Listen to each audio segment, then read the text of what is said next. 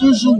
TRC Kibonelo TV kaka nini alobaka majesté na lelo côté papa na nga mama Denise ya hotel biso likambo biso ba mama na mama nazolela yo yo katala pasi neto tikali donc kala te biso peto yebite soki ba miro ko la biso ba image wana zo senga papa Mokonzi papa Félix papa Félix Tshisekedi au début et bon début il sait combien déjà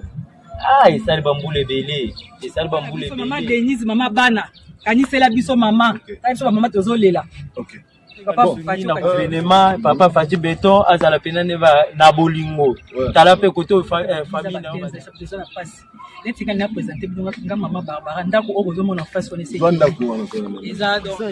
ozo mina ndako majesté le voit mona no ye toujours na masisi balobi ete masisi elingi ezinga echola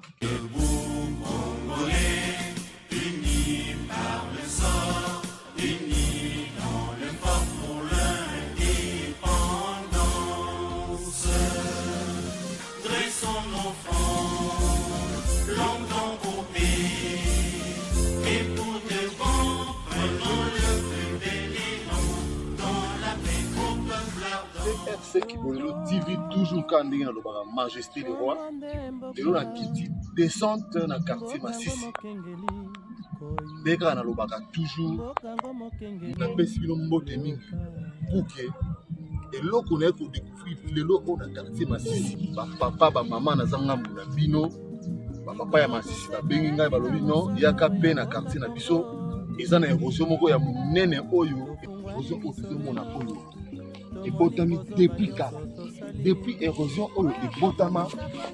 population alela alemba abelela aganga alemba mais ekomi likambo sikoyo bango basalaki oyo bango ezalaki première pas mais bapa oyo etikali esengai gouvernement central ayeba lolenge nini ya kosula papa Fati Beton mpo na quartier oyo Masisi bato babeleli bagangi baleli population atali alobi alembi mais eloko malamu na kuti na quartier yango bango moko population bana déjà première part balobi tokozela tata Mokonzi te toyi kozela te gouvernement central emika kosala oyo réagissement te mais biso moko tobandi première part c'est pour cela lelo babengi ngai na Masisi babiyaka kotala mobange na érosion oyo esalemi oyo population abundani abagare ti akomi na suka alembi papa mo baprésente ngai balobi yende azalaki mutu oyo aréuni quartier batie bambongo ya mike ba 100 francs ba 10 francs mpona kosomba basaki pour que baarrête érosion tozana sur place ginda kobenga koexplike biso façon nini oyo érosion oyo ebandeli et puis assistance nini oyo na ngambo ya gouvernement oyo esi asali pour que érosion oyo ya monene boye ekoma na niveau oyo papa pusana s'il vous plaît.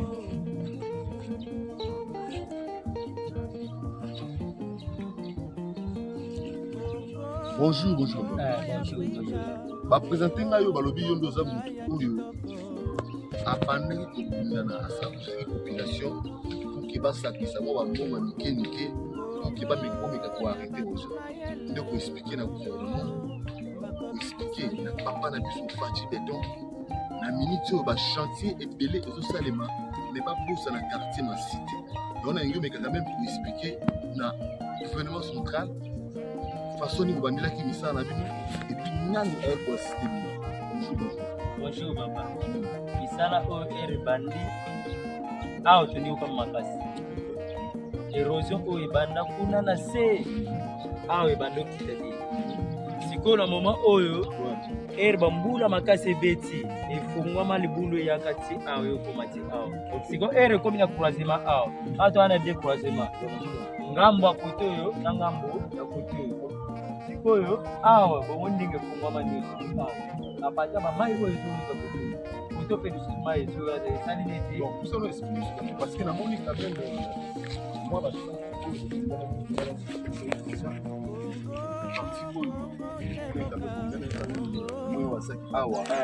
croisement eza oyo koto ya ngambu koto ya vini oyo mai ezobima koto oyo mai ezobima esali neti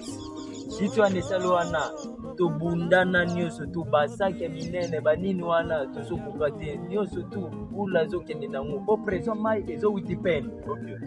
ezokita boye pression wana pati ya koto esala mama na site ya makasi totalaka koto mwa baifo na biso yango totyeba basaki oyo basiti oyo tine tokita boye awa mwa matiti ebimi me koto wana toteveni na mutuna oye kuna tobongisi mwa mimoke yango toyokule nango te koto wana. Bon, sikonga na ngai nameka quand même koyeba est-ce que na quartier oyo ya Masisi érosion oyo depuis ebotami boye esali combien déjà? Esali bambula ebele mais siko assistance nini oyo omona déjà que non à partir ya gouvernement central ke mutu moko aye koassiste bino tant ke ayebi ke érosion esi eza monene à part kote tomona baingénieur OVD bayaka soki deux fois oyo bayaka wana tomona bango lisusu te banda bayaka oyo tosala tobongisana na nzela kote wana banda ti jusqu'à présent eloko te bandako ya bato kote nyonso to delo oyo ozomona oyo bapaleke nyonso si ndenge ezolanda na kote oyo donc de base pression ya mai oyo ezowuta likolo eza nde mabe makasi yango tozosenga lisungi na gouvernement papa Fadji Beton azala pena na bolingo tala pe koto famille na yo bazali mais oyebi ke papa na biso na kati yo te président de république na biso Fadji Beton soki otali kongo eza monene bachantier oyo ezofonctionne na miniti oyo tozo exemple ya Matadi Libala omoni makambo esalemi na Matadi Libala koto mpe population fokobelela papa na biso aza wana mpona koyoka biso seke président ya république esiko ozwami na ndako majesté le roi mona no ye toujours na Masisi balobi ete Masisi elingi ezinga etiola yango topeleli gouvernement central bameka même kotala possibilité nini oyo quand même ata aide kosungama pour que quartier oyo ebaka même kozwa plaire. C'est pour cela lelo oyo nakuta na papa oyo azokontinue soki koexplike biso toza na deux questions trois tozopose pour que toyoka mbela na ye na gouvernement papa Fadji Beton bisika ozwami yoka kolela ya bana Masisi. Masisi eza na quartier ya Ibene Gwadi Masisi c'est-à-dire que eza quartier ya monene oyo efungwama ebotama depuis kala mais gouvernement central eka mosusu ayebi yango papa nazongi epa na yo nangi nayeba sikoyo d'après yo lolenge oyo ekosoni mpe monene eloko oyo ekosenga na gouvernement central oyo mawa wana apuke ozalaka meme na ete eloko nasenga bango bazala na bolingo botalanga kaka Kisasa eza monene nyonso to ya quartier na biso quartier Ngomba Kikusa eza quartier moko ya monene tosengi lisungi na papa Fadji Beton asala biso aide mpona moma oyo biso tosali na mwa eloko tosali tosukeli wana donc force lisusu eza te ya tosengeli mbela barealize biso mpe kote oyo po Kisasa ya monene biso mpe kote oyo na Masisi baérosion mibale eza kofungwama kote oyo na kota basango to na minute oyo Masisi eza na kati ya baérosion yango tosengi aide mpona biso tokoka te ya tosengi aide basunga biso. DRC Kibolelo TV toujours majesté le roi président na biso papa Fadji Beton tosengi aide kaka nde population lobi na quartier Masisi pour que érosion oyo monene oyo etungisi population bazolala te bazosouffrir tout moment population aza tranquille te pour que lisungi euta na gouvernement central ete Masisi oyo érosion ya monene esalema totikala komona ata saki moko te oyo ebimi soki euti wapi me namoni mama na biso moko azoya awa mama azoya oui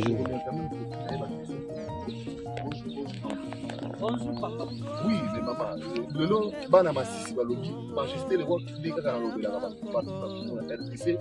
tomonaki gouvernement central déjà asali litulu oyo ezalaki kote ya Matadi Libala mais oyo ya bino oyo bozolela te yango lelo oyo nga moko majesté le roi nakitisi le terrain nayeba juste kobelela na papa Fadji Beton ntango naye na Masisi alinga mbaka mpe mpasi na koki érosion ya ndenge oyo bovanda kimia bolobaka te depuis quand érosion oyo esalemi bata badiza ba 15 eza na pasi netika na présenter bino nga mama Barbara ndako oyo bozomona face on essaye eza do eza ngai ke yito na pasi papa tele biso likambo ebela bato bazoya lelo bakoya batali lobi eloko moko tosala plus de 15 ans yango toza awa neti nga vraiment papa ndako na ngai yango wana esekei nayebi te do na maboko naza na eloko te papa na nga mama Denise ya otala biso likambo oyo biso bamama na mama nazolela yo yo katala pasi nde totikali donc kala te biso mpe toyebi te soki bamiro oyo koyela biso soki tokozala na bomoi toyebi te botela biso likambo bosunga biso papa na biso papa Fati papa président tala biso likambo atwa sunga biso make tozwa solution ta terrasse bambongo eza te papa yo bambongo eza te donc pasi na pasi tozolela otala nga kutu ndako ese kwei tia na okaki te nayebi te papa soko na okete aza na mbongo te bosunga biso ata ya moke koya neti biso neti eske toza basilistre eske okende ezali te bongo na maboko eza te eloko eza te papa na biso mama Denise mama bana kanisela biso mama ta biso bamama tozolela papa Fati okanisela biso libulu yango nayebi te bayebisi ngai ke population bameka kosala mwa baeffort mwa basaki tozomonana me talaka population eza limité de sorte ke akanga érosion emata te sikoyo bamama ngai nalingi nayeba c'est-à-dire ke fondement ya libulu oyo ndenge ebanda ntango ebandaki moke eloko nini ezangaka moyen ya kobelela toujours gouvernement central pour ke aya koluka sunga babelelaka ba effort à quartier eza tout ça pe na papa oyo balandelaka babelelaka bato bazoya awa papa badepute bazoya awa bato ya ndenge na ndenge bazomaya résultat eza nango te papa déjà dès le début ezalaki na mwasi kuna bazobelela bazosala baeffort mais ezosimba te omona bakotia basaki ezokende bakotia basaki